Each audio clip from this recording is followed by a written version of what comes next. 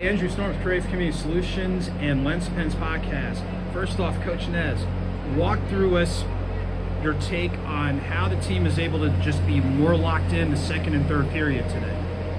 Yeah, I mean, well, 4 and 5 was our fourth week of 3 and 3s in a row. Like, it's been a tough stretch. Obviously a tough weekend for us, but I just thought we got more assertive than we have been the last few games. Like, we're gonna have ups and downs in the season. That was a tough stretch. Cincy's playing really well right now too. Jacksonville's playing really well right now. SoCo's a good team, so that's a tough weekend. And to get behind in games, I thought we were chasing a lot. I thought the second we just got more assertive, like back to a little more physicality, and I thought the ice really tilted on that. Okay, second question. You guys have hit the 500 mark. You guys are in the mix, not only division-wise, conference-wise, etc. What's one key theme that you think, if the team locks in on this, is going to have that domino effect, and put you in positions where you have the outcomes that you want? Yeah, just be simple, playing on our toes. When we get on our heels, like we got to stay with our game. Like, if we get sucked into some other teams' games that are maybe a little more high flying and like call it track meet style, like that's not our game. That's not sustainable, and that's not how we want to go, especially in the playoffs. When you get that X next to our name, that's the goal is to keep battling here until we have that X next to our name. Hey Coach, this is Karen Sainer from Inside the Rink. What do you think is the biggest difference between last night and going into today's game? I think it's that we were more engaged, more assertive. I thought, and maybe not early on in the game, but we got to it. I mean, like I said, 4 and 5 to find a way at the end. Like, this has been a team that hasn't quit all year, and it's been a character side of us. And I just think that we just got to find ways to be more consistent again. Not be down on ourselves, and no one's gonna feel sorry for you in this game. So more consistent in that effort and the assertiveness that we saw near the end of it.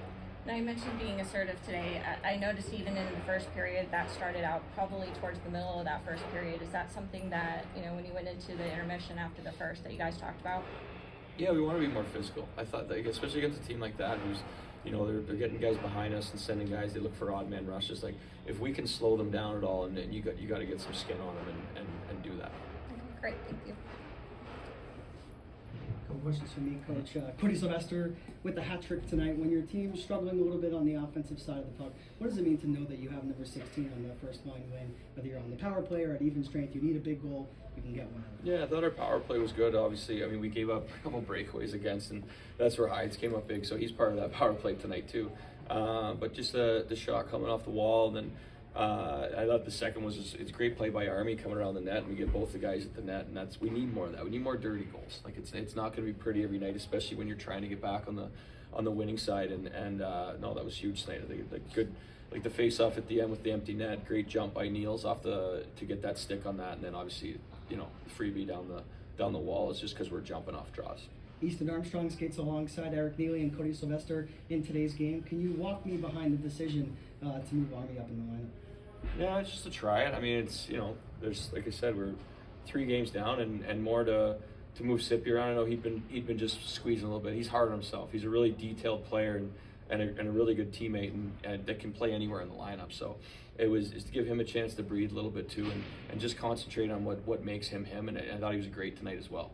Can we talk a little bit about Ethan Hyder, like you touched on a little bit in the previous question? He made a multitude of big saves, especially in that third period, to keep it a 1-goal score, and then of course the Glads come back to take the win at the end there. So what has his impact been? I know he took the loss in Jacksonville, a tough game on the road, but for him to be able to come back on home ice, bounce back, and get a much big needed win for the team. Yeah, he was great tonight. But on the same side, like the last few nights, we didn't give our goalies any help. I mean, I know a couple partial breakaways here on the power play, but overall 5-on-5 we were a lot better defensively tonight, keeping more pucks to the outside, and then when they did get inside, he was there for us. So both our goalies have been great for us. If we're good in front of them, we're going to get a lot of help there, and it should help us win more games.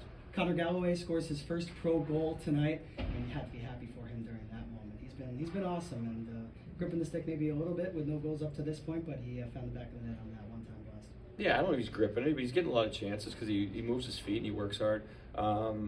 Honestly, for me, just to see him, knowing him a long time, was awesome. A heck of a shot. Just a good shift all around by those 3 on that play, and then just the reaction of the bench kind of said it all. Thanks, Ed. Thanks.